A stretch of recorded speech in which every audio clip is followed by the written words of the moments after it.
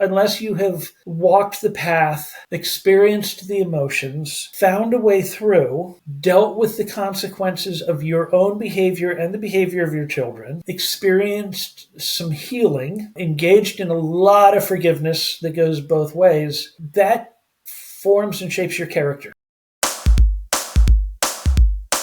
Welcome to the Fathering Strong podcast, where we connect, engage, and empower fathers to be the best dads they can be for their families and communities.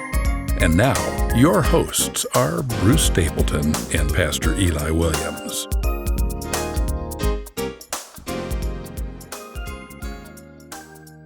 Hello, everybody. I'm Eli Williams, your host on this edition of the Fathering Strong podcast. You know me by now. I'm a husband, a father, a grandfather, author, pastor. I am the author of the book, Father Love, the powerful resource every child needs. On this podcast, we share fatherhood stories and encourage and inspire one another along our fathering journeys. And my guest today on the Fathering Strong podcast is Steve Makofka, and I just got it wrong. Makofka. And I practiced, and I still got it wrong. Well, I just noticed I didn't put my last name in the screen, so I didn't even give you any help. That's all right. I shouldn't need any help. Yeah.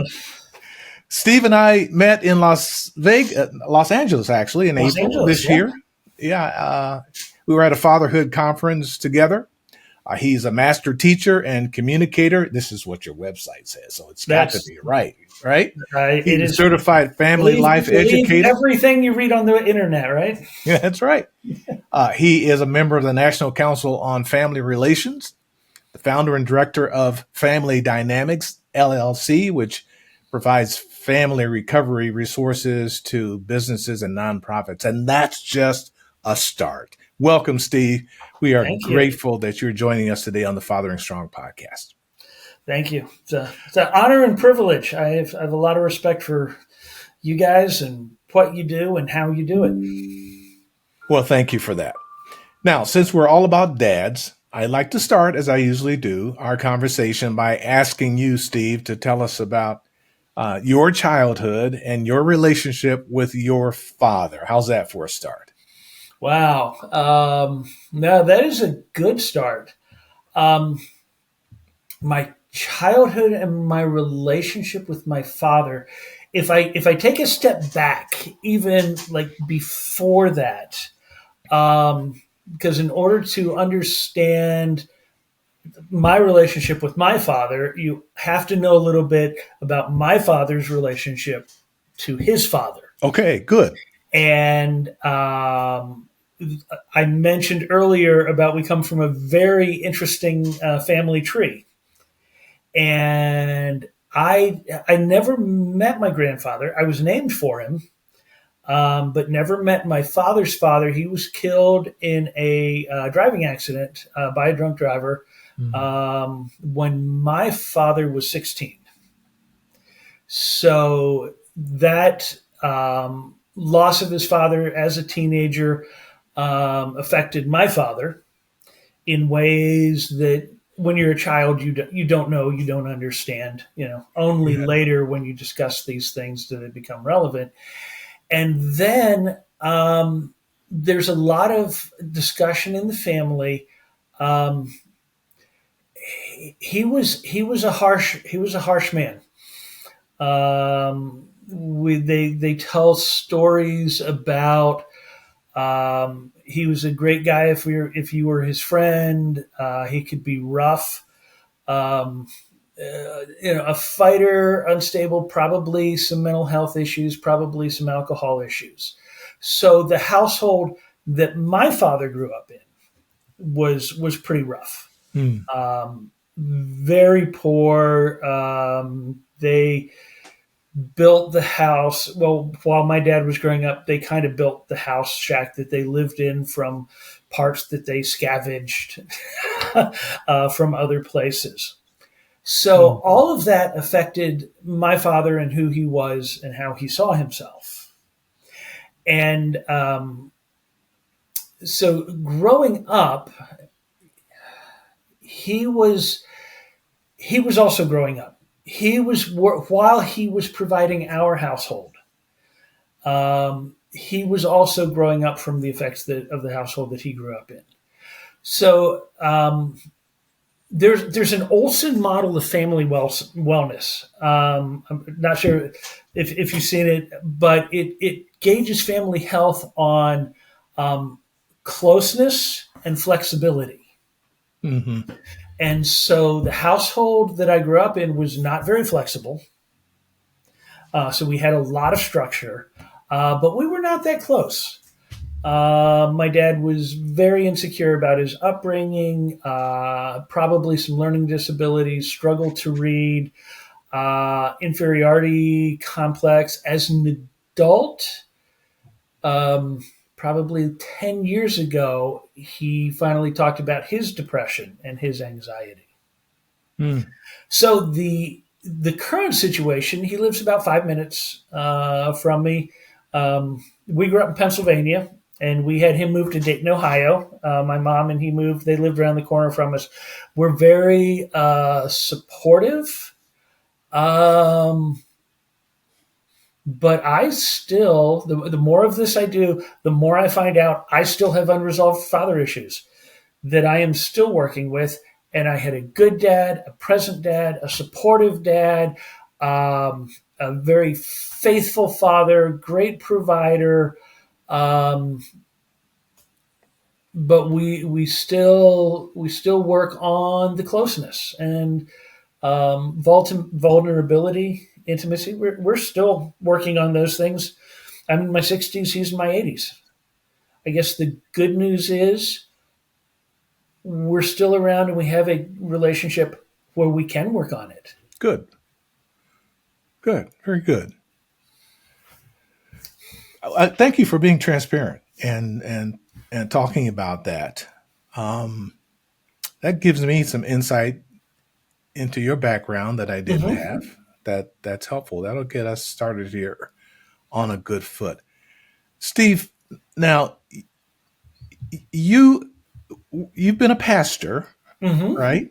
Yeah. And I believe I understood that you were a pastor of youth and family ministries at one point. Is that correct? How did that work? Well, the church I grew up in had a very strong youth program, and we had it was actually competition. It was national contests for singing, music, and preaching. So I actually started preaching in like ninth grade, and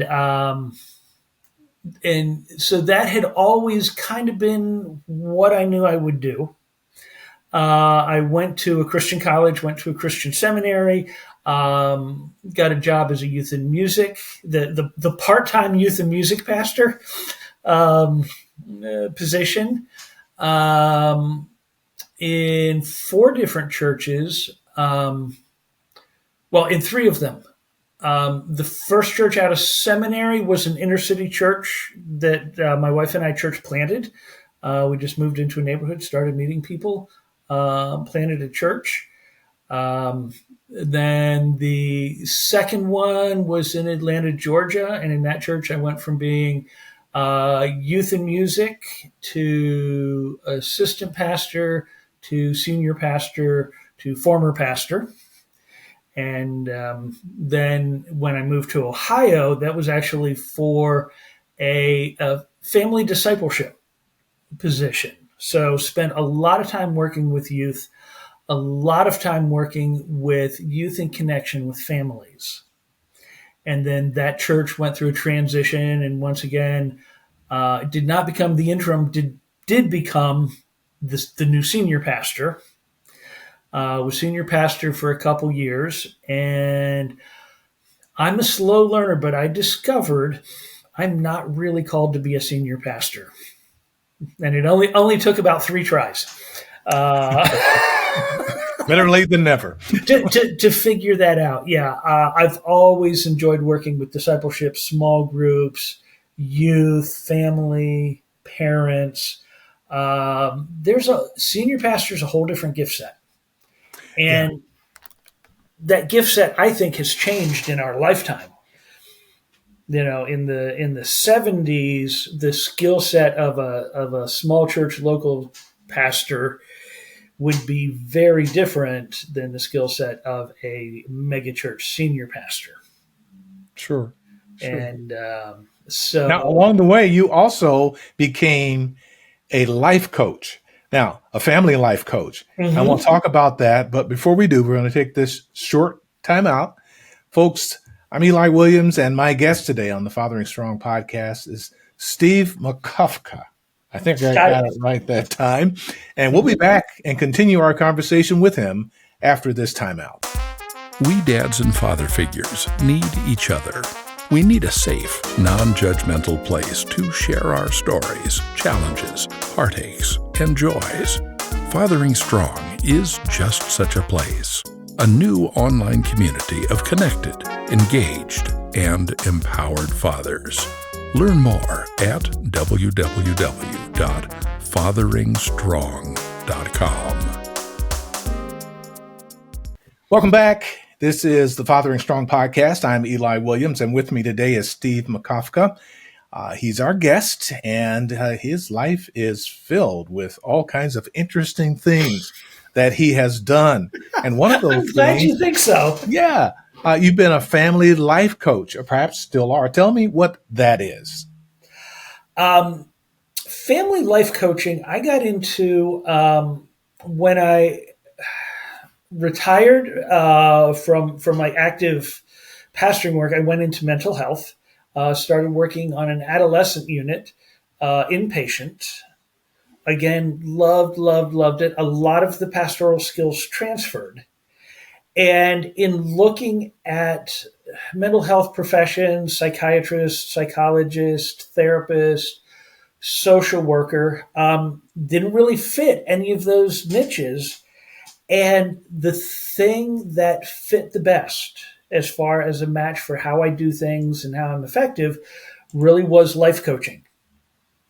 And I've done a lot of work recently in thinking about pastors, as coaches, and how I've never been a shepherd. I've never had well, that's not true. We actually did have sheep for a short period of time. But we struggle with what does a good shepherd do?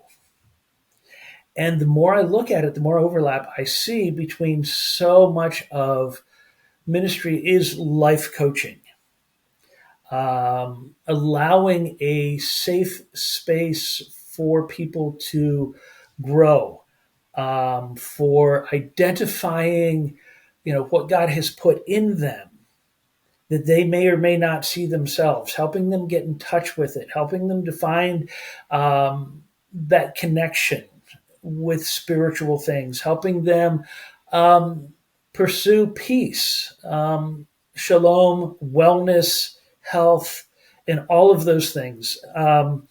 So that has actually transferred quite well into life coaching. In mental health, both in substance abuse field and mental health field, life coaching is growing very rapidly because it's very present-centered, very patient-centered, very goal-oriented, very positive and empowering. Whereas a therapist has to go through the dirty laundry that's packed up in the luggage and figure that out. And when we need to do that, the therapist is the right person to do it. But with life coaching, it's very much more, tell me where you're at. You share with me your perspective. Tell me where you think you want to go. And that can be personal, that can be spiritual, where it's like, what has God laid on your heart? What do you think he's calling you to do? Who has God made you to be? And then really helping them find the path and the faith to get there. When I was doing church work, we did a lot of work with the 23rd Psalm. And just the green pastures, the still waters, the restoring our soul, the paths of righteousness, the presence, table in the presence of my enemies, all of those life stages that the valley of the shadow of death, how do you walk through those and stay on the path? And then how do you find comfort and direction from the shepherd to get through those? So that's the correlation. And when I was a pastor, I never wanted to answer the question. So what do you do for a living? Because my wife's a nurse, and say she's a nurse. What do you do? Oh, I'm a pastor, and either one of two things would happen. And I'd be curious if your experience is the same. When I'm a pastor, either it kills the conversation cold, like, oh, and then people would move on, or I have to listen to confession on the spot. You know, so when people find out, oh, you're a pastor, then they start rewinding the entire conversation to go, oh, what did I say? What did I say? What does he think? So identifying as a family life coach, in a lot of ways is a lot easier, a lot more comfortable, somewhat easier to relate to. Yeah. You mentioned your wife. You guys have been married how long? Over 40 years. This will be 41. Congratulations. Congratulations. My wife and I as well in December, 41 years. And you have 4 children? 4 children, 2 girls, 2 boys. They were all teenagers. They're close. They were all teenagers for about a year and a half. And then 4 grandkids at this point. So how did actually having a family help you in your family life coaching? I thought you were going to, with being a pastor, would have been a whole different question. With the family life coaching, I just picked up my Ohio license as a family peer supporter. And they make you create your story of your lived experience. So between 4 kids, we had teenage alcoholism, depression, anxiety, self-harm, teen pregnancy, drug use, and a felony. And that's only 3 of them. The youngest, Wow. The youngest just got married a couple of weeks ago, and we were just talking about their growing up years. And it was like, so what was that for you? And he was like, I just tried not to cause any trouble, because from his perspective, we had enough trouble with the other 3 that he didn't want to add to it, which tells you he's doing very well. Yeah. But that lived experience makes a difference. There's a dimension of fatherhood that when you're talking about raising kids, to people who know what you're talking about, you don't have to explain. Yeah. You try, they go, I get it. Yeah. To people who haven't lived through it, you really can't explain. Because they will go, oh yeah, I know. And it's like, no, unless you have walked the path, experienced the emotions, found a way through, dealt with the consequences of your own behavior and the behavior of your children, experienced some healing, engaged in a lot of forgiveness that goes both ways, that forms and shapes your character. Sure. And it's out of that depth of character that the ability to do coaching for others gains strength. And I think you become I've certainly become a lot less judgmental. Yeah. There's a big difference between, oh my goodness, my kids would never do that, and oh no, my kids did all that. Yeah. Yeah, and then some. It's a whole different perspective. Yeah, absolutely. So among the things that you've done in your life is you're a musician Mm-hmm. and you've written some songs. Mm-hmm. Just tell us a little bit about that part of your life. The easiest phrase is like music is a harsh mistress in that it's a part of who you are, but it forces you to make choices. And so I love music. I've always performed music. For most of my life, I only did church music. And then after I got out of the pastoral role, I started doing much more broad community-based music. There's a story from when my wife and I were dating, and I had to make some choices. The college I went to had a singing team that went out and promoted the school, and they gave me the opportunity to travel for them for a year. And my wife and I were pretty seriously dating, and so I talked to her and said, I've got this opportunity to go really travel the country, be on tour with a very good music group for a year. And she said, that is a great opportunity. I think you should take it, but we're going to break up first. Okay. So this would have been the early 80s. So there was no cell phones. There was no texting. There was barely email. There was a lot of finding a payphone, kind of stuff. She knew me well enough at this point that if I was doing music, I would not be thinking about her. And so that was like one of the choices. I never took that tour, and I married her. And good for you. That has chosen. Oh, she had high standards. Yeah. She was like, I like you, but here's the kind of guy I'm looking for. If you are that kind of guy, I'm interested. If not, that's fine. And that inspired me to be the kind of guy that I knew she deserved. And so in this youth and music versus ministry, it's always been tension, always been struggle between doing a lot of music. Last year, I was doing a Jewish folk band. I was doing a German polka band. I was doing an Irish Celtic band. I was playing keyboards and a horn band.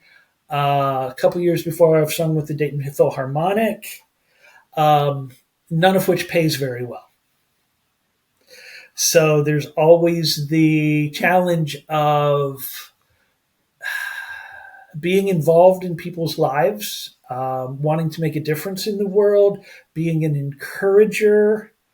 And I still wrestle with integrating those two. I believe that wellness is found when things are in balance and harmony. But it is a constant struggle with the music to keep it in balance and harmony with being a good husband, with being a good father, with being a provider. I have friends who are musicians who are great role models. I have friends who are musicians who are not. Yeah. And finding a strong, healthy, positive way to be a musician without falling into some of the traps and excesses of the artist-musician lifestyle. Boy, I could talk for a couple hours on that. Yeah. But here we are. Here we are. No regrets. Nope. Whatsoever. All right. My guest today is Steve Makofka, and we've got a lot to talk about with not that much time left. So we're going to take this final time out. And Steve, when we come back, I'm going to ask you about your current work that's associated with Kettering Health, which is, for those of you not from our area, is a large healthcare entity. Mm-hmm. And I'm very curious for myself to know what your work there is like. So we're going to talk about it when we come back. This is the Fathering Strong podcast. Stay with us. Do you know a new father who could benefit from a basic introduction to healthy fathering principles? POPS 101, a free online course consisting of 4 one-hour sessions in English or Spanish could be perfect for him. Pops 101 lays out practical steps toward becoming the protector, order keeper, provider, and stabilizer his child needs. Learn more at urbanlight.org.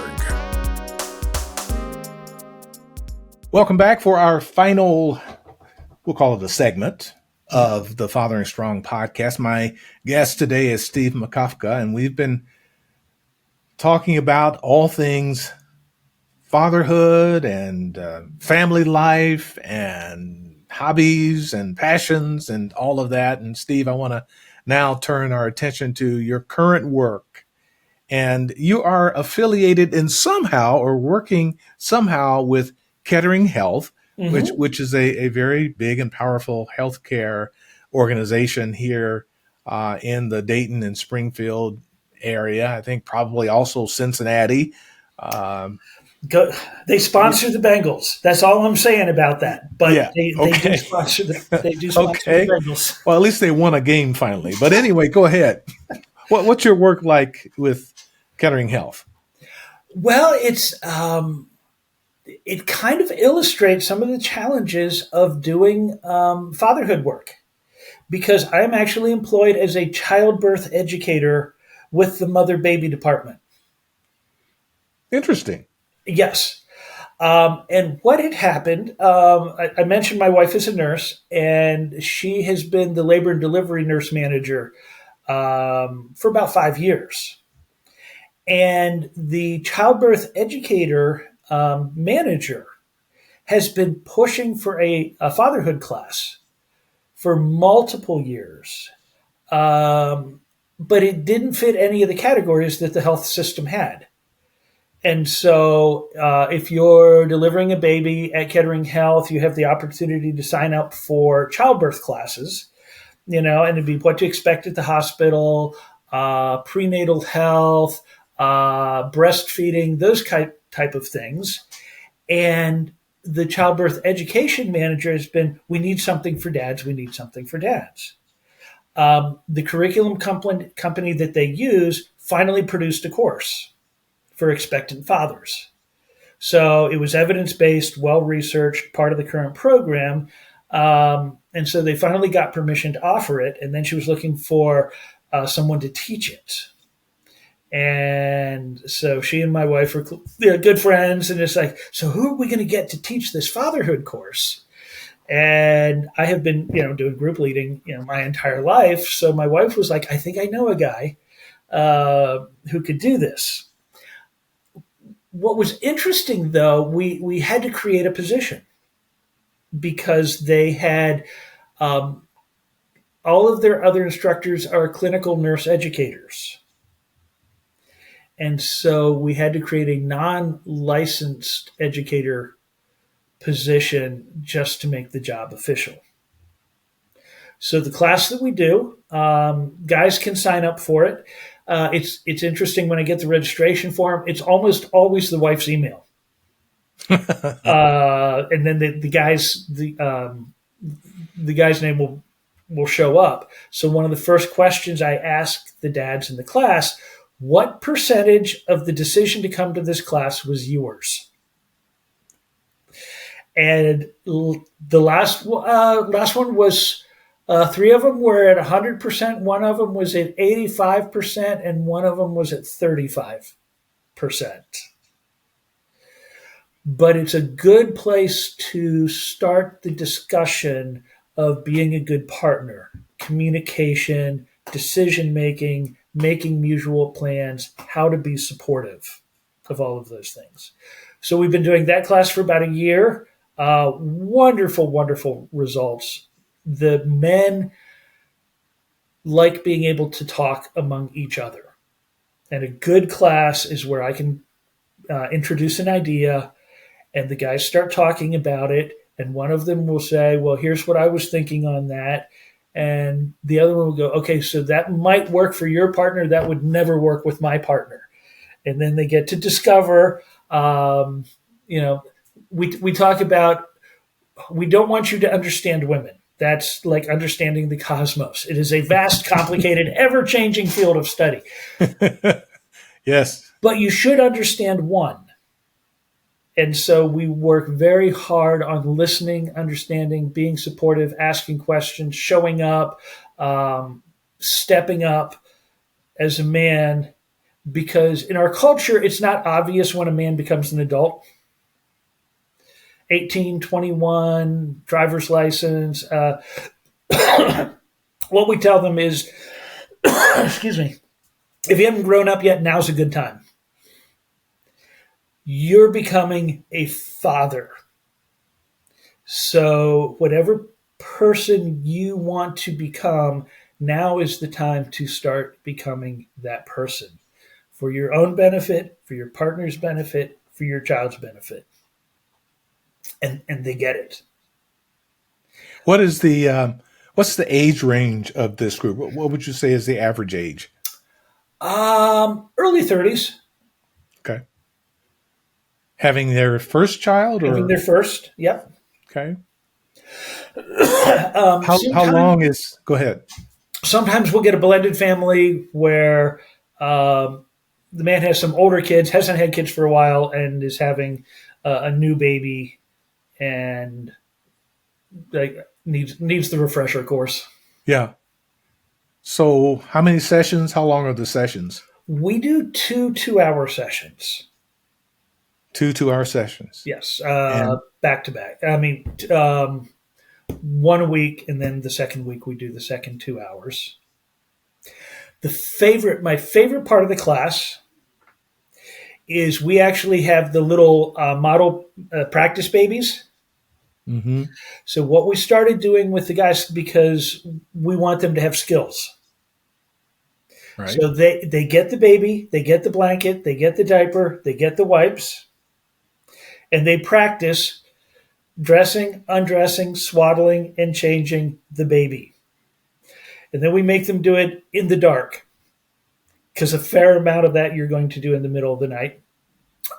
We do a lot of work with sleep safety and infant safety. We do some talking about shaken baby syndrome. We do a lot of work with why is my baby crying? Mm-hmm. And so we will have the guys so they'll go through the process once. Change the baby, put the diaper on, re-swaddle, put it together, hold it, rock it, and then I will turn on the sound of a baby crying and say, oh, you get to do it again. And a lot of them smile, and there's this look of acknowledgement, like this is full time, and this is for a long time, and this is intense. And we help them. A lot of it's about self-care. And a lot of it about if you're getting agitated, if you're getting towards the end of your rope, you put the baby down. And you've provided that safe sleep space. And then you step away. You get control of yourself back. Then when you're back under control, you can work with the baby. And if not, ask for help. And we talk about building your team and building your village. And when you are completely stressed out, when she's completely stressed out and you guys are done, who do you call first? And then who do you call after that? Who in your life said, if you ever need anything, call me, write that person's name down, assuming they're a reasonable, trustworthy person. Right. And take advantage of that. Yes. Because you're going to need it. So last question on this, maybe. So have you found that some of these men really want more? I mean, after those 4 hours, are they wanting to keep that relationship with those other men going and keep those conversations going and learn even more? What have you found? We have found almost every class they ask for that, which is why we have partnered with Fathering Strong to create a room in the app for them. We're going to do the first initial sign up this week to let the guys continue talking with each other using the group room and the chat that Fathering Strong has, which is brilliant, by the way. As far as I know, we're the only hospital in the country at this level of innovation, of being able to help guys form bonds and then maintain those bonds through this critical life stage. So thank you for that. Oh, we're excited to be working with you on this, and please document it, as you go, because we believe it'll be a model for others, because this is important. This is what everyone who has a program working with fathers that age should be doing. So you're a trailblazer, and I think lots of people are going to benefit from your experience. Well, and the other shout out kudos that I have to give, when you work with fathering and you get into like gender issues and male and female roles, this entire program is actually innovated and conceived by some very strong leadership women, one of whom I'm married to, which is a whole nother podcast. But then the ability to be cooperative and to use mutual strengths. I could not have done this program. I couldn't have gotten it off the ground without the ability to appreciate the leadership skills and the strength of women that I work for and work with in order to get it going. And so really challenging anyone when you find strong, competent, capable women, those can be wonderful, wonderful people to work with, and you can accomplish things with them. Hear, hear. That you could never accomplish by if we get our egos involved or if we get our emotions involved. There's a lot to be said for cooperation on that front. Absolutely. Absolutely. This has been a delight. I will be looking forward to us continuing our conversation on a future Fathering Strong podcast. So stay tuned for that. We appreciate you being our guest on the podcast today, Steve. And we'll part with this question. How can someone learn more about you and your work?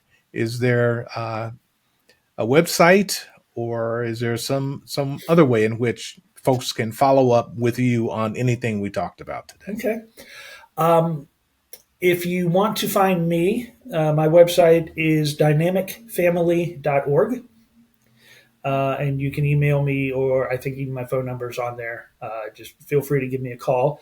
If you want to see the Kettering program, just look up the Kettering Health Network childbirth education or childbirth classes, and you'll scroll through about 4 or 5, and then you'll find the Understanding Fatherhood class.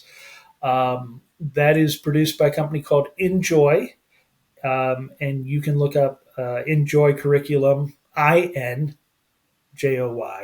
and really see a lot of the content of that course. And then if somebody's like, can we help start this in another hospital? Contact me. I will put you in touch with the right people. It's healthcare. So there are policies and procedures and paperworks and the hoops to jump through and all of that. Most of which I have not jumped through. I've let other people do that, and they like, here's your room. Here's your guys. Go for it. Good man.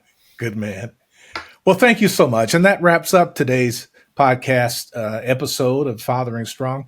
We invite you to fatheringstrong.com to learn about the many resources available, including our weekly Fathering Strong blog posts, devotionals, videos, fatherhood courses, and so much more. So explore it today. It's fatheringstrong.com. May the Lord bless you as you give your child what no one else on earth can, and that is your fully developed father love. That's Fathering Strong. Thank you, friends, for being with us today. Next time, our guest will be domestic violence prevention expert Glenn Harris. Don't miss that. Please join us then.